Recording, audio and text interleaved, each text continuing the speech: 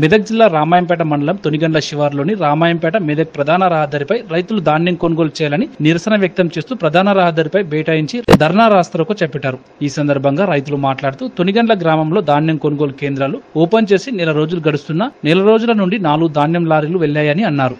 Market yard అధికారులకు phone చేసి చెప్పినా ఫలితం లేకుండా పోయిందన్నారు. ప్రభుత్వం అలాట్మెంట్ ఇస్తే కొనుగోలు చేస్తామని చెప్పారు.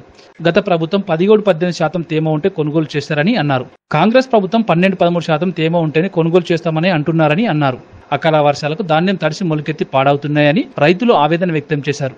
ఇప్పటికైనా జిల్లా కలెక్టర్ రాహుల్ రాజ్, మెదక్ ఎమ్మెల్యే మైనంపల్లి రోహిత్ రావు స్పందించి వెంటనే రైస్ మిల్లకు అలాట్మెంట్ ఇచ్చి రైతులు ధాన్యాన్ని కొనుగోలు చేయాలని డిమాండ్ చేశారు.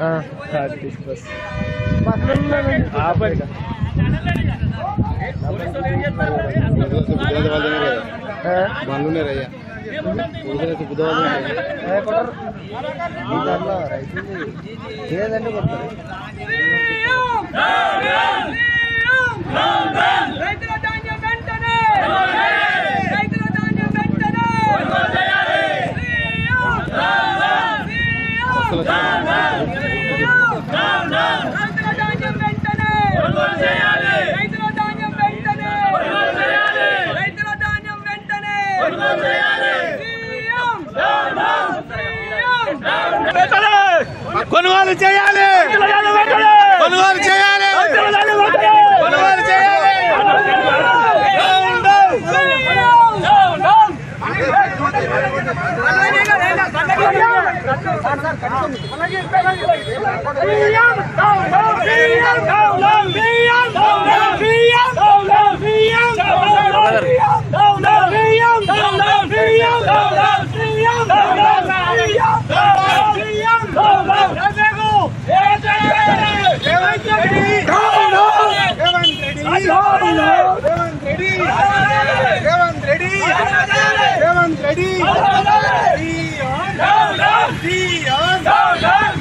అరే మీడియా